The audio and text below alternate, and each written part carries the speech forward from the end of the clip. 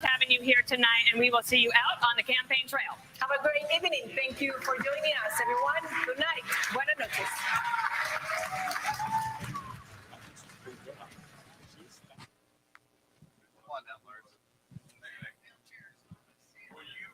You can stay there. That's fine. Thanks, Lars. Like you needed mine for food. Test.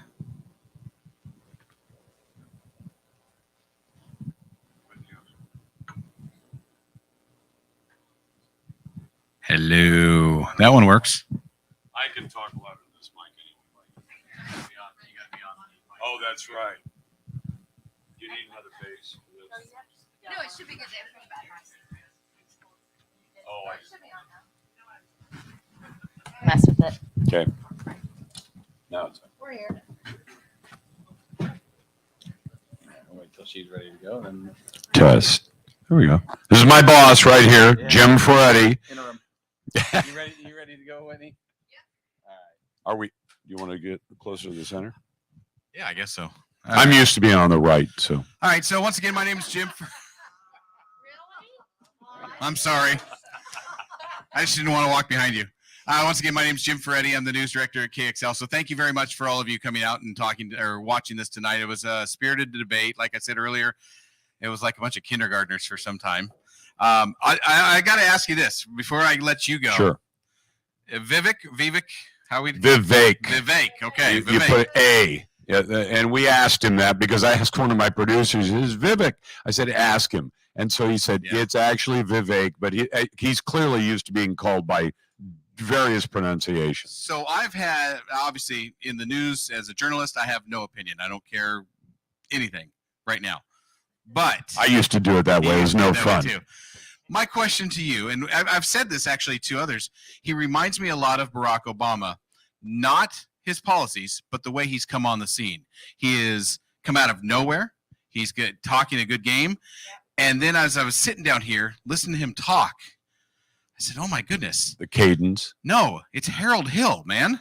It's the Music Man. Is he trying to sell something? Or is he a real candidate? And maybe that's an artifact of what he's done. He's been in business like Trump. So if you're in business, especially at the level he was at, where you'd raise a huge amount of money, he talked about his meager roots. But when you raise a huge amount of money, you don't get in front of a bunch of angels or VCs, venture capitalists, and talk them into giving you a giant pile of money unless you've got some persuasive ability. And if you've spent most of your professional career selling ideas or selling this, you want to put, $100 million in my business, you can't get there unless you're able to persuade people that way. All right, my time's over with. You take it away. Tell us a little bit about what you thought of tonight's debate, and then we'll take some questions. It was a bit, thank you, Jimmy. It was a bit like what I expected. I knew they were going to go after Trump, which I think is foolish. I really do. And I don't say that because I'm a Trump person. I'm an unabashed Trump partisan. But if you know that right now I realize that elections are decided by voters and not by polls, but polls are supposed to be a measure of voters. And I've always said the polls aren't going to be exact, but they're a great weather vane. If you say 57% of Republican voters want him as the nominee, is there much percentage in coming out and saying, vote for me instead? That guy's a bad guy for not showing up on stage. If you know that the math is in your audience of voters, 6 out of 10 of them are going to hate you for saying that. You need to give them a reason to like you, to say, I like his ideas, I like his style. That's really what politics is about. You're ultimately hiring a decision maker, and at a massive level, hiring the manager for your store or your company. If you have somebody you think makes good decisions, that's the person you want to hire. If one of your candidates walks in and he knows that you're 60% in favor of hiring this guy, and what you do is spend any amount of time attacking the favorite candidate of the person you're trying to get to hire you, that seems like a really bad idea. But I want to hear what you thought of all. I mean, I could tell you, I thought there were some great ideas in there, and I think they should be a laundry list of things we can all go after. Parents' rights, lower taxes, less regulation. I mean, they all talked about childcare and how it's so expensive. Well, think about this for a moment. Why is it so expensive? And they just say, well, it just is. No, it isn't just is. Oregon used to have much less regulated childcare. The minute you start to regulate anything, you get a bunch of people in a room who, in many cases, know nothing about the industry. And they say, well, and I can tell you a real example of this. There was a guy who was running a kinder care, and he had just built it a couple of years before out in Beaverton. And he said, you aren't going to believe the problems he's created. This is a guy who used to be in a different business and built a kinder care. And he said, they just decided that for a given number of square feet, I can only have so many kids, that there has to be so many square feet per kid. And then for every child, every 5 children, there must be 1 bathroom. He said, we just built this. It's brand new. It's state of the art. It's part of a franchise, but it's a very well-run franchise, that says we're going to build these nice looking places for childcare. He says, they just took my childcare center, and I have to go tell 10 or 15% of the parents who bring their kids here, kids anymore, because only has so many square feet, and this room only has 1 bathroom. So I may only have this many kids in that room. That's kind of complicated, but that's where a bunch of people in a room sit there and say, well, how many square feet per kid should there be? And they just come up with a number. And they say, I think it should be at least 20 feet per kid. And he said, what do you do when you got all this space, but you have 1 bathroom? He says, I could have somebody come in, jackhammer the floor. It was built on a slab. And put in a second bathroom for probably $40,000 or $50,000, for which I get to add 1 kid to the room. That isn't going to work. So he either has, and the minute he sends 15% of his customers packing, he still has to make a bottom line. He says, I'm going to have to tell all these parents, you can't bring your kids, and your bill just got this year. Recover the money. And that's what happens with government regulation. Now, do I say, well, you should be able to just take any old warehouse and shove as many kids in there will fit? No. But why would you want to have this, black and white? It has to be this way because a bunch of people say, and I'd be willing to bet that the majority of the people in that room who made all those decisions about how an ideal child care should be run have no connection to the business. They might have put in a token owner or 2, said you're the representative of the people who actually do this. Now the rest of us are going to tell you how to do the job. It's kind of like when I saw today that Colin Kaepernick, who's not played on an NFL team in 7 years, wrote a letter to the head of the team, which Jets, and said, I want to come in and prepare your players to play. And it's like, you haven't played on a field in 7 years, and you're going to tell us how to do it? I don't think that's a good job application either. Other questions, comments too. Hang on, let me come to you with the microphone. Okay, I think the biggest point what you said was when they were bashing Trump, right? Where feel like, and Trump he did a good job, right? He did a really good job. But I'm willing to hey, listen, that was him back then. Let's start, our time has changed and everything else. And I feel like they did bash Trump and everything else. Stop. Make your case. Tell me why you should be president without bashing the bad kid. And that's the point that I kept seeing the whole time. It's like, stop it. And I know I'm going to say his name wrong. Vivek. Like your back. Ramaswamy. Vivek. Like back. Yeah. And I feel like that he has never bashed that. He's like, hey, he's standing, and I don't know if he's a dark horse or a planted horse, but I feel like that he is doesn't bash Trump. He talks the game. He says, this is what I'm going to do. This is what I'm going to do. And I love that about him. But everybody else was trashing. And I feel like and think about this. When Governor Christie said, well, this is breaking up families. I got to tell you, my personal experience is all of the people who are Trump people go to gatherings and people say, you're a Trump person. I hate that. And they won't talk to you. My experience is all the Trump people are perfectly happy to talk to the critics and say, okay, what's wrong with him? Well, he sent out all those tweets, and you go, "That's why you're going to fire him." Or why you're not willing to hire him again. And it does seem there are people who say, I had a producer at one point who said a couple of girlfriends dropped him, or people he'd been dating just said they wanted nothing to do with him because he was conservative and because he thought Trump was great. And you think, really?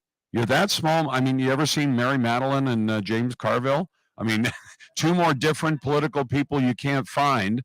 Carville is Serpent Head, the crazy looking guy who's played by Billy. Anytime Hollywood has Billy Bob Thornton play your real life character in a movie, you know you're a crazy loon. But here's Christie saying it's breaking up families only because the left is so intolerant.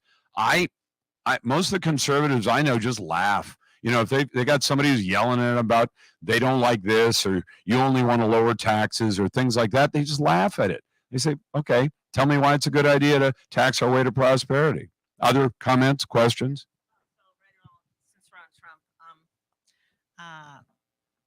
did you think that was bashing Trump from Nikki? I didn't think it was. When she was talking, I think they were talking about the border. Then she said where Trump did go wrong was here and here, or could have done better. Or she was very direct and confident about it, and it didn't feel negative. No, that's not bashing. The bashing is just the mindless, he should be here with us. I'll tell you what, that seems inherently selfish to me, because if you say, if Trump had been here, instead of, I don't know what the numbers will be, what was the last one? 25 million on the first one, which in the previous presidential race was 50 million. So if they had had Donald Trump on stage, they'd have had 75 million people watching. So it's a little bit selfish to say, I wish Trump was here because more people would be watching us. Why don't you just tell us why your ideas are so good? That's the bashing, is he should be here. But not what she was doing. No. I didn't think so. No, because I've said myself there were things Trump could do better, but there's nothing wrong with that. It doesn't mean, every single employee I've ever had, and I have 3 of them, I will say, would you please do it this way? And we work together very well. And occasionally they come to me and say, Lars, in that last segment you did this, it might have been better if you'd done that. I like suggestions. And the day that I show up at my job and say, I'm not listening to anybody, I know everything about this job, I should hang it up and go do something else. Okay, one other thing then about Trump. Sure. It's early on. He was criticized. I forget which one. Am I the only one that sees this differently? They said, Trump said that Putin was brilliant and that he was a great leader. And I'm thinking, well, that's not so bad. He's just... Yeah, leader with the wrong... If you say somebody's brilliant, doesn't mean you don't think they're Hitler or something. No, I agree with you on that one. Yeah. No, and I don't know how many of you have noticed, we tend with the media today more than ever before to cast things like Hollywood. Okay, you're going to be the good guy in the film, he's going to be the bad guy. And you go, no nuance at all? No, white hat, black hat, that's how it works. And Putin is always wrong. Okay, and you get yourself in trouble by saying, I'm not defending Putin, but I've asked people, if you were running a country like the United States and China, and I think this is happening right now, says, hey, we're going to make friends with Mexico. Then we're going to make friends with Canada. You say, hold on a second. We're going to have our biggest competitor move into our 2 nearest neighbors and befriend them in the way they have in other countries around the world. And they will not necessarily be our friendly neighbor anymore. They will be working with we always think of China's working with North Korea, China's working with Russia. What happens when China starts working with people in our neighborhood? Now, when the Soviet Union did that and said, we're going to put missiles in Cuba, we said, you're not allowed. Well, why not? They're a sovereign nation. They're a terribly run nation, but we said, we won't tolerate that in our hemisphere. What would America do if Mexico, that usually does not have America's best interests at heart, Canada is a little different, but they don't seem to have our best interests at heart, and they don't seem to share our values these days. If a foreign country like China came in and said, we're going to make good friends with Mexico, and their first allegiance is going to be to us, oh, and we're going to do that with Canada too, how would the United States respond? Well, when the Soviet Union broke up, they're surrounded by all these republics that are no longer part of the Soviet Union. There's Russia, and they are ringed with people who have allied themselves with us, which I think good for our side. I wouldn't be so crazy about it if I was Putin. And there is a long history in Ukraine about disputes over who runs the place, who are people allegiant to, and Ukraine has its share of Nazis because, remember it or not, they took the wrong side in World War II, and they were run by a Nazi government not that long ago. And that's why, if you've ever heard of the Azov Battalion, it's one of their battalions of fighters. They wear swastikas, they do the Heil Hitler salutes and all this garbage, and you say, well, that we don't have it. You know, if somebody here had ever allied themselves with the Nazi party or anything like that, you'd say, well, you can't be involved in public policy at all. And you say, well, we're sending billions of dollars to this country that has a surprising Nazi history and a surprising number of current day Nazis in it. And you say, so what's the fight really about? Sometimes it's hard to tell. And you have to remember, speaking of messing with other people's elections, the Maidan revolution in Ukraine that caused a complete overthrow of the previous government, the previous president, who was forced to flee the country, and they tried to assassinate him because he was allied with Russia. And who did Barack Obama replace him with? The guy, Poroshenko, the guy who preceded Zelensky. And you say, well, hold on. So some other country is telling our country who to have as president? Sounds like a familiar theme, which we don't like in our own country. Didn't stop Obama from sending a team to Israel to try to overthrow Netanyahu. And you say, so it's okay if we do it, but not okay if they do it. Okay, I got it. Double standards, or they'd have none at all. Yes, sir. 90% of the money going to Ukraine was a loan. I've never heard that in my life. I've never heard that either. Or maybe it's a loan like the Marshall Plan, which I think do you think at that time when we had the Marshall Plan, it's like officially it's a loan, but we know it's like giving a loan to your kids, your adult kids. It's like, yeah, sure. You're gonna pay me back someday. Yeah, when you win the lottery. I have never heard that either. And maybe that'll be the spin Joe tries to put on it. And by the way, right now as we're speaking, the kick the can down the road to November 17th funding for our federal government includes $6 billion more for Ukraine. And I've been saying this since the beginning of the war. If you're going to send billions of dollars into a notoriously corrupt country, even if you think you're doing it for the right reasons, I still don't understand all those reasons. Would you expect that a certain percentage, maybe even a large percentage, of the actual cash you send there is going to end up in the pockets of the Ukrainian oligarchs? Everybody talks about Russian oligarchs. They forget Ukraine is run by oligarchs too, including one who owned a natural gas company and had a rather famous board member. Yeah, I just have a question for you, Lars. Yes, ma'am. You're just have a much better understanding of this than I do. Maybe, but probably not. So Trump's on dealing with 4 different indictments. 4 groups of indictments, tranches totaling up. I think we're in the 90s. We haven't quite hit 100.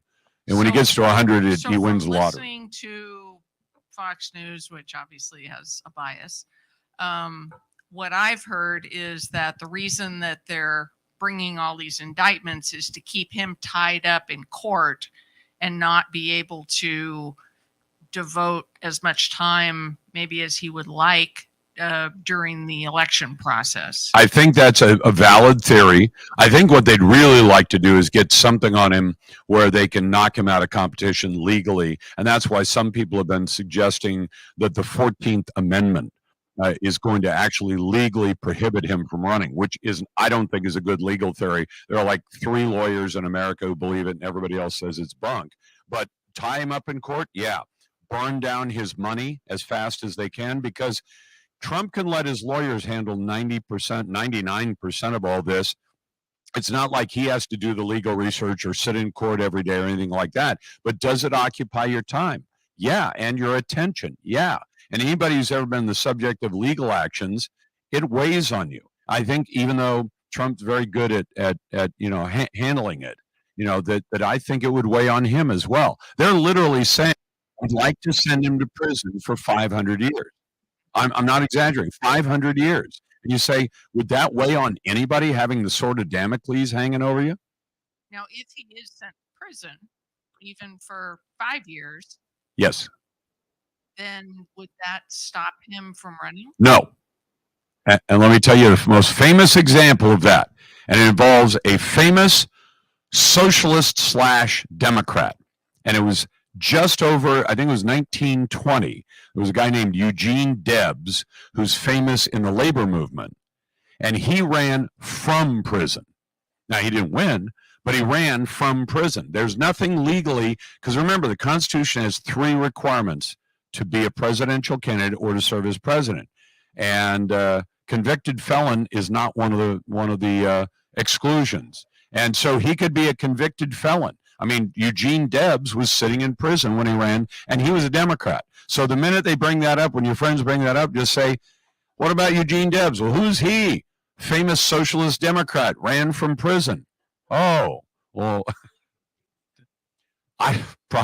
in those days, probably. Does the Resolute desk fit inside a Rikers Island prison cell? It could. And I don't know legally what they do if Americans by a majority chose Trump and he was sitting in a prison cell somewhere. I don't think it's likely, but the theory about taking up his time, taking up his attention, and burning up his money, I think he's already in the tens of millions on lawyers. One of the last questions asked in the debate was they wanted them to write down like Survivor, who should be voted off. And Chris Christie actually brought up a good point, and I want to get your opinion on this. Is Donald Trump doing a disservice to the American people or the Republicans by not participating in these debates? I don't think so. I think Donald Trump is doing no disservice.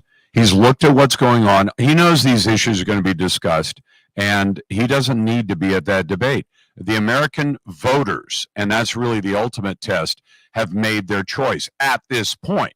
Now, again, the weakness of polls, they may be off by 4 or 5 points one way or another, but if the American Republican voters who are going to vote Republican, whether they are Republicans or not, if they're going to vote Republican, and 57% of them say we want Donald Trump, even if they're off by 5 points, and he has only 52% support, and his closest competitor is then DeSantis at 14.5, 40 or 39 points behind him, then the American public apparently doesn't think they're being done a disservice. I think that's just more of a campaign argument than one where you say, well, people feel insulted. Well, go back and look at the poll numbers before he skipped the first debate and after he skipped the first debate. And I think a lot of people admired him for saying, I don't need to go to that contest. Let's look at the other side of the aisle now. Who's going to be the Democratic nominee? Well, look at that fat bench they've got over there.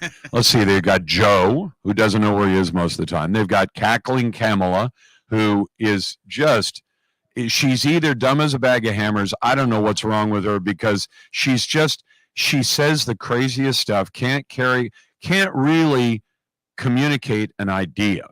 I mean, because you listen to her when she's giving speeches that are prepared speeches. She has a staff of people who write speeches, and she can't get an idea across, gets herself all caught up, which tells me that I think her thinking may be off some. I don't know why, but tell me that you think that woman is altogether up there. And I'd say the same thing about Joe. Joe doesn't seem to know what the hell's going on. So on the other side, but the Democrats have no bench. Because I'll ask Democrat callers, I'll say, okay, Joe is out for infirmity, fine. Kamala Harris is not the choice of the party. She could barely move the needle when she ran for president. She was picked as the affirmative action hire of Joe Biden. She was picked because she's female and black. Well, 6.5% America is female and black, but that doesn't qualify you to be vice president. The Democrats don't want her as a candidate. So who are they going to put in? Gavin Newsom seems like the sort of the natural go-to, but other than that, who else is sitting on their bench? Whereas we had, and Asa Hutchinson was not in. I've talked to Governor Hutchinson before; he's a smart guy. But we've got, the first time around, What do we have? 19, and Trump managed to beat all of them and win the nomination. And then we've got this contest. We got at least 8 other people who arguably could be president, and the Democrats have nothing. Well, I took a position a long time ago, and I'm not wedded to it because, like, oh, that was I'll change with new data. I think she likes being rich, and she's very rich now, a couple $100 million. She didn't do anything to earn, which she should be ashamed of. She has control over her entire schedule and freedom and privacy and everything else, and she would give up every bit of that to run. And then the third strike on her, she hates America. She really does. And I'll use her own words. I can almost quote them verbatim. She gave this speech 3 times when Obama was running, and so as wife, she was out giving speeches. And she gave 3 of them, and they were documented not by a right-wing group, but by the New Yorker magazine that wrote a piece and quoted her. She said, America is a place that is just downright mean, where the average person can't get ahead. Now, she is the daughter of an average person who worked at the water department in Chicago, Illinois. She went to Columbia. She went to Harvard Law. She went to one of the most elite law schools in the world, bar none. And she ended up, at a top flight law firm before she left. And, her husband ran for office a couple of times and lost, and then finally won through some skullduggery in Illinois that is well worth reading about, because there were some real dirty tricks to get him into that spot. And then to top it all off, they tried to sell his old Senate seat, because he only got into the Senate long enough to be there for a moment and then run for president. So he was a nothing state senator. He was a short-time U.S. senator, and then he ran for president. And it was a novelty. First Black American, to be elected president of the United States. Good for you. What'd you do? Well, let's see. I passed Obamacare. I made the terrible economics of the 2008 crash, which, by the way, the economists say the recession was over in June of 2009.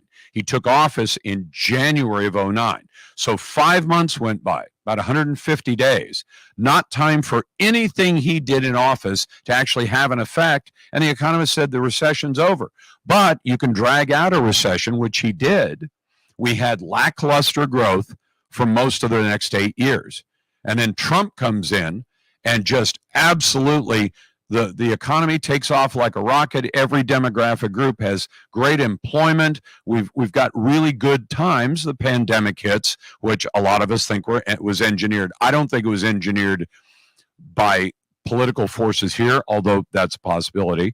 I think the Chinese engineered that virus. I think it got away from them because they had a notoriously sloppy lab that was doing military research, and it got loose. And once it got loose in their country, they said, well, if we're going to take an economic hit from this, let's share it around.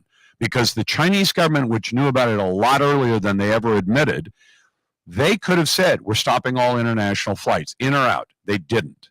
Trump finally did it on the 31st of January, famously. So the Chinese just said, well, if we're going to take a hit, everybody else takes a hit along with us. 6 million people have to die. Hey, we got 1.5 million Chinese. I mean, we're worried about 6 million people, 7 million people. What is the current count now? 7, 8 million worldwide? They're not worried about that. The Chinese use people like cannon fodder.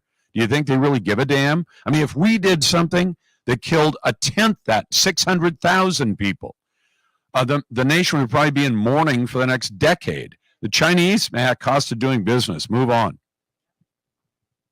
Yeah, Vivek is the only one of the candidates who has stood up for Trump. Mm-hmm. But Vivek has also clearly said he is not interested in vice president or cabinet position. He says that now.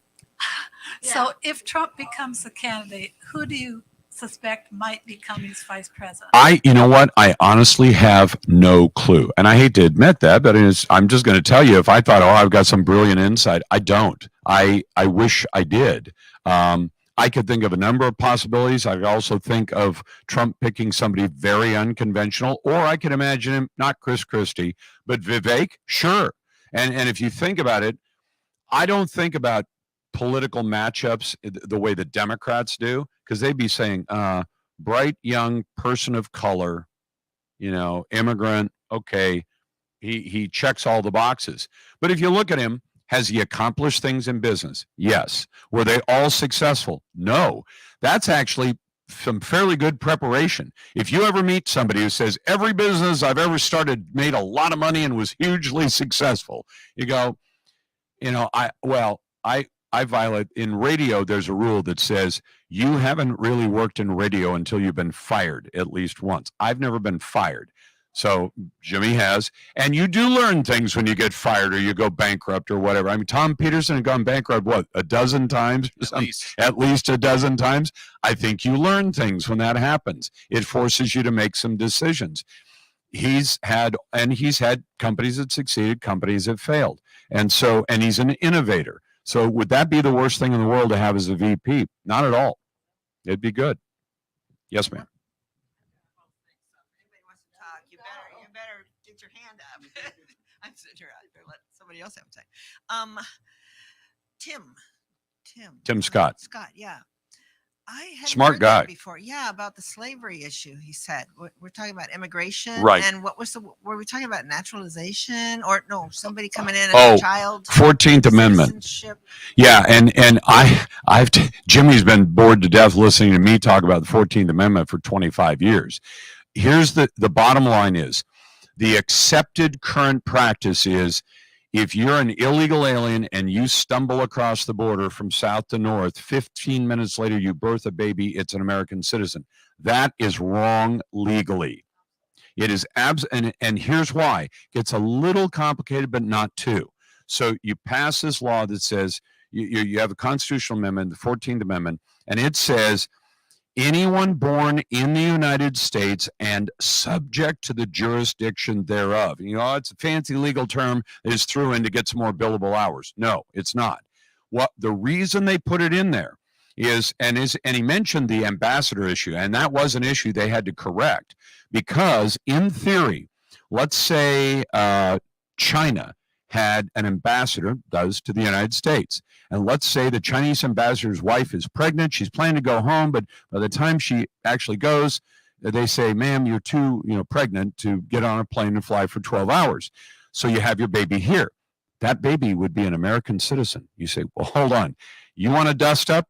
Imagine telling the Chinese your ambassador's child is now an American citizen and can stay here if they want to. Or they can go back to China, but they will still be an American citizen. And when they want to return they get to 18, they say, hey, I'm cutting out of here. I'm going to America. I'm a citizen there. I have an American passport. That's a problem. So they excluded that. The second group that they forgot about was Native Americans because they forgot to include them because Native Americans live in sovereign nations within our country. And you say, but they're full citizens. Yes, they are. Absolutely, they are. But they forgot that if you're a Native American woman and you're pregnant, is your child, the child you bear on American soil, because even though they're sovereign nations, they're still American soil, are they subject to the jurisdiction of the United States? I know it gets into a legal thing, but the answer is no. They're part of a sovereign nation. I mean, if a tribal member said, yeah, well, that's what they are. I mean, we don't call them reservations anymore, but we say, you have a nation. So if you go out to Warm Springs, I've had this conversation when I've been out to Warm Springs years gone by. I said, you guys aren't subject to EEOC, are you? And they go, nope. Or EPA, nope. How about DEQ? No. I mean, but at the federal level, are you subject to any of those things? Only if they want to be. So you say, we are a sovereign nation. I mean, they're as sovereign as Canada or Mexico. But they exist within the United States, and every tribal member is fully an American citizen and fully a member of a tribal nation, a nation just like Germany or France or anything else. And, well, that's the status they have. An illegal alien child, and here's where it gets the subject of the jurisdiction there. You say, well, our laws apply to them. If you're an illegal alien, you murder somebody, you're going to be tried in American court, you're going to be sent to prison. You say that's subject to the jurisdiction of means you were here in the United States with the permission of the U.S. government. So let's say you got a green card, for your wife or husband, and your wife or husband comes in on a green card because they're married to you and you've gone through the whole process and you have a child here, and the woman is from France. And you say, is the child a French child or an American child? The child was a child of a person subject to the jurisdiction of the United States. She was here with our permission, and she had a baby. The baby is an American citizen. In fact, the baby isn't natural. I mean, there are ways to extend dual citizenship. In fact, I think Michelle Bachmann from Minnesota, who's a member of Congress, ran into this because she married a Swiss. Her husband's a Swiss, and her kids could apply to Switzerland to get Swiss citizenship. The U.S. used to not recognize dual. They do now. I have a friend who's an American, and he lives in America, but his father was a Mexican national, and he's passed away. But all three of those kids, my friend Alfredo and his brother and sister, are both American citizens and Mexican citizens. They have dual citizenship. But the subject of the jurisdiction of, there's always been a problem with the 14th Amendment, that what they extended it to was they said, oh, well, if you're here on a green card and you have a baby and it's an American, then if you're here illegally and you have a baby, it's an American. No, it's not. And one of the biggest problems is, I've asked lawyers, well, why hasn't that been challenged? And the problem is, you have to get what the lawyers call standing. It means, do you have the right to sue somebody and say, that person should not be an American citizen. He was born to a mother who wasn't in the U.S. legally, so therefore he's not. The courts probably would tell you don't have standing. You say, but I'm an American. I'm harmed when my government gives away citizenship that way. That one isn't going to fly. And to understand standing, if you and I live next door to each other, and I had a fence between my yard and your yard, and one night you drive your car through the fence, I can sue you for the damage you did if you won't pay me voluntarily. My wife could probably sue you because it's our fence. My brother-in-law couldn't. The guy down the street can't. He doesn't have standing. He's not, I guess, he's not part of that fight. And so standing is a big deal in the courts. It was a big deal during the challenge of the 2020 election. They kept throwing out the suits on Trump's behalf saying, you don't have standing on a bunch of them. They said, you don't have a right to sue. And you'd understand that if I worked for a company and thought they fired me illegally, I could sue them. Could my wife? Probably, because we're married. But could my best friend sue the company? No, they don't have standing. They don't have a part of that fight, is the best way to answer it without going to law school for 3 years. All right, we have time for one more question. Otherwise, Lars will be here until midnight. Yes, sir. So, since we were talking about that, I noticed all the candidates dodged the question about dreamers. Yeah. I was wondering if you had an opinion as to why they did that. I agree that I think it's a thorny issue. It's a thorny issue because Barack Hussein Obama, who claimed to be a constitutional scholar, 1 year of his presidency, he was asked, why don't you just take all these dreamers? Dreamers are the kids who are brought here as kids already born and arrived with parents, and they were young enough that they weren't making the judgment call about where mom and dad went. And then they got to a certain age, and you say, well, they're not citizens of the United States. They're not here legally. And the standard answer would be, well, go back to your home country, apply to enter, and wait usually 6 or 7 years. And so Obama had just answered a question a year before saying, somebody said, well, why don't you just make it legal? And he says, I can't do that. The Congress could pass a law, and they could have, but they didn't, and they weren't going to. And then he could have signed it, and he could have said, all the kids brought here as kids are now officially American citizens, or they have status. No. So a year later, he just sat down and signed the Deferred Action on Childhood Arrivals. It's not a law. It was never passed by Congress, and the courts have agreed it wasn't legal. And Trump tried to get rid of it, and as bizarre as this sounds, the courts decided, yes, the law was not legal, or not the law. The thing he signed was not legal, and we agree with that. But to remove the illegal law, you have to follow the right procedure through federal regulations to reverse it. You're like, hold on, you got an illegal law? but you have to go through a process to remove an illegal rule. It is a cluster. And the reason it's thorny is an awful lot of those kids are now in their 30s.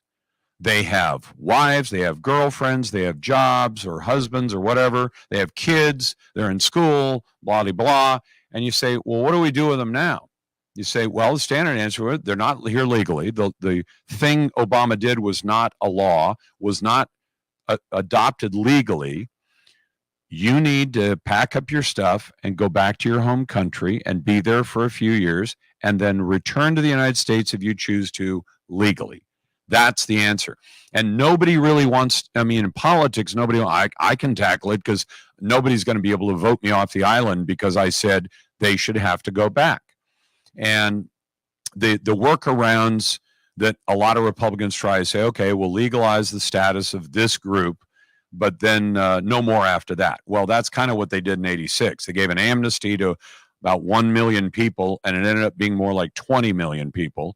And it was supposed to be for a year or two, people who had arrived within a certain date range. And the courts extended it out to a total of about 25 years. They kept letting people say, well, I'm here, I'm on the amnesty. And you go, you got here in 95 or 97. The amnesty doesn't apply to you. And they'd contest it in court and they'd win from liberal judges. So how do you solve it? I think all the illegals should have to go home. Period. And they say, well, that's not fair. They built lives here. I don't care what they built. To me, that's like if I worked across the street at Wells Fargo and I started embezzling money, and after a while, I'm getting $4,000 or $5,000 a month that I'm embezzling from the company, and they don't catch me. And I'm doing this for 10 years, and they come in and say, we caught you embezzling. Number one, you have to stop. Number two, you're going to prison. You go, no, I've become accustomed to this extra $4,000 or $5,000 a month, and you have to let me keep it. And they go, yeah, you're right. You got used to it. You built your lifestyle around it. You can keep on embezzling.